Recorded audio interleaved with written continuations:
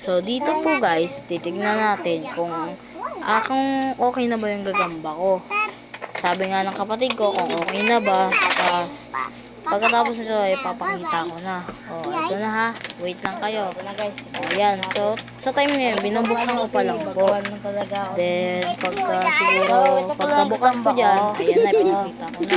Nilagay ko siya. Siguro Ayan po, o. kung mag-hatch lang yan, masaya na ako kasi alam ko naman po kung paano ang gagawin ko at hindi naman po ako masyadong Ito ay parang, ewan ko kung anong gagamba to eh. Sana po Timan siya guys, tas sana po parang mag-hatch talaga yan and pasubscribe na lang po kung yan. dumaan lang po ito sa inyo. Sana po mag-subscribe kayo kasi baguhan na talaga ako. Please, support niyo po ako. Pisa siya.